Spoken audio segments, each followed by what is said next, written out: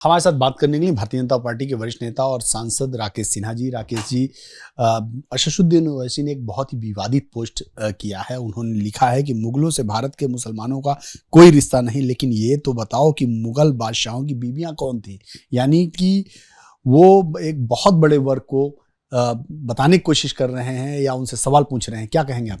देखो, ओवैसी ने सीधे तौर पर उत्तेजना फैलाने का और सांप्रदायिक सौहार्द को बिगाड़ने के लिए ये पोस्ट डाला है।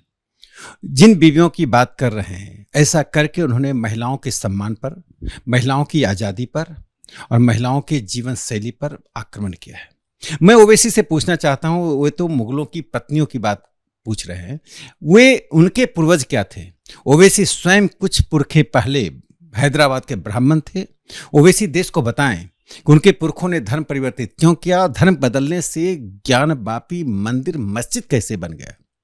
जब मुगलों से उनका कोई संबंध नहीं है, तो मुगलों के द्वारा किए गए कुकृत्य, मुगलों के द्वारा जो हिंदुओं के पूजा स्थान को तोड़ा गया, उसके पक्ष में वे क्यों खड़े होते हैं? ज्ञानवापी से अपना दावा छोड़ें और जिन जिन मंदिरों को, जिन जिन पूजा के स्थानों को मुगलों ने तोड़ा है, उसे स्वयं आगे आकर पहल करके कहें। इसे भारत की मूल आस्था को पुनर्जीवित करने के लिए, मूल आस्था के स्थान को पुनर्स्थापित करने के लिए मुसलमान उसमें सहयोग कर रहा है। ओवैसी में यदि दम है, यदि पुरुषार्थ है, तो पुरुषार्थ की बात करें, ना कि वे जाकर महिलाओं के स्वयं के निर्णय और मुगलों की पत्नियों की बात करें।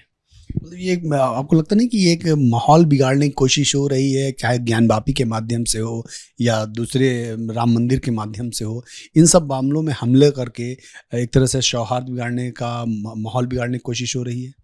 ओवैसी एक अव्वल दर्जे के सांप्रदायिक व्यक्ति हैं, जो हर समय में ऐसी बातें करते हैं जिससे देश में, हैदराबाद से बाहर देश के हर हिस्से में ऐसी सांप्रदायिक ताकतों को खाद और पानी मिले।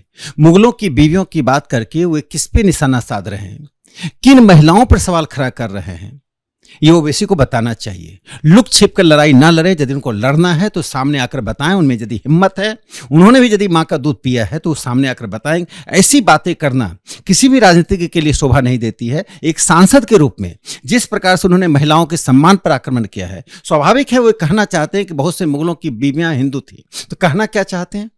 इससे क्या मुगलों की प्रकृति बदल गई? क्या मुगलों का संस्कार बदल गया? उस वक्त जिसने जो निर्णय लिया वह उस वक्त का निर्णय था। ऐसा करके ओवैसी इस देश के हिंदुओं को उत्तेजित करना चाहते हैं, देश के सांप्रदायिक माहौल को खराब करना चाहते हैं। जेडीयू नेता हैं सलीम परवेज, उन्होंने भी कहा कि ज्ञानवापी के बीच में कि ज्ञानवापी मस्जिद है, मस्जिद रहेगा, हमें डराने की कोशिश ना करें।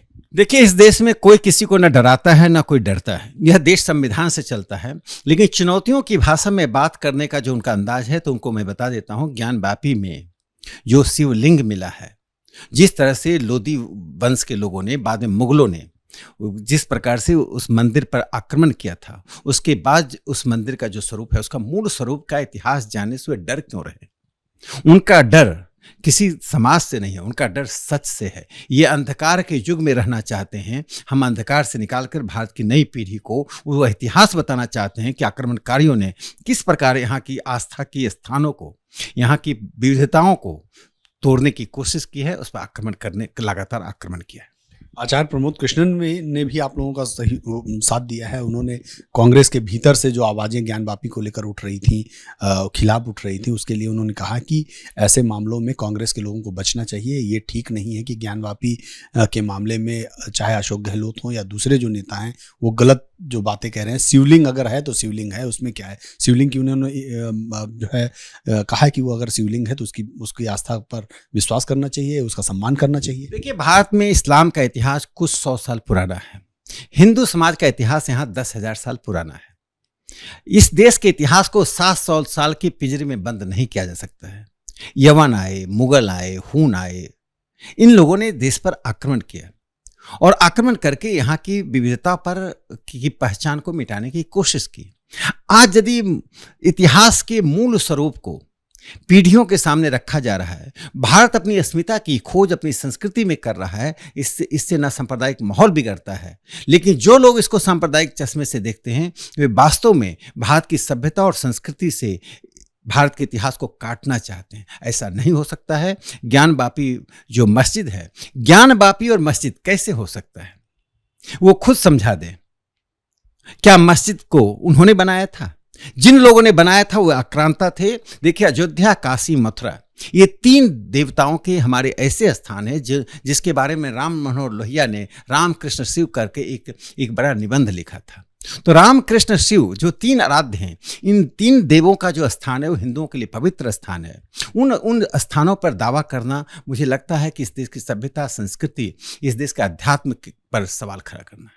धन्यवाद। हमसे बात करने के लिए डॉक्टर राकेश सिन्हा थे। साफ तौर पे कह रहे हैं कि अव्वल दर्जे के सांप्रदायिक व्यक्ति हैं आशीषुद्दीन ओवैसी।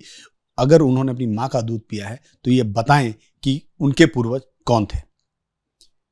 कैमरामैन कपिल मिश्रा के साथ नीरज पांडे, एबीपी न्यूज़, दिल्ली।